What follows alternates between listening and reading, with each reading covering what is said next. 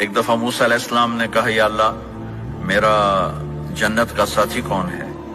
تو اللہ تعالیٰ نے فرمایا کہ وہ جو فلاں آدمی گوشت بیچنے والا.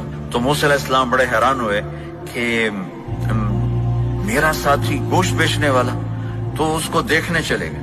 دیکھا تو ایک عام آدمی جیسے گوشت بیچ رہا ہے ایسے ہی سارے بازار میں بیٹھا ہوا، دوسرے بھی بیٹھے ہوئے.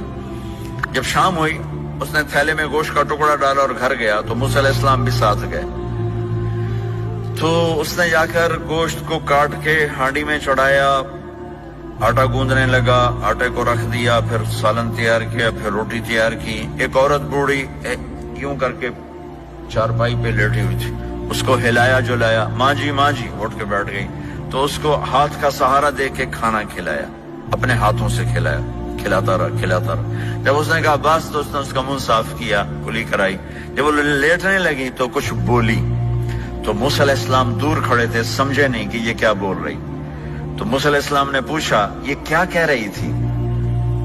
وہ کہنے لگا حضور کیا بتاؤں کیا کہہ رہی تھی. جب بھی اس کی خدمت کرتا ہوں تو یہ مجھے دعا دیتی ہے کہ اللہ تجھے جنت میں موسیٰ کا ساتھی بنائے.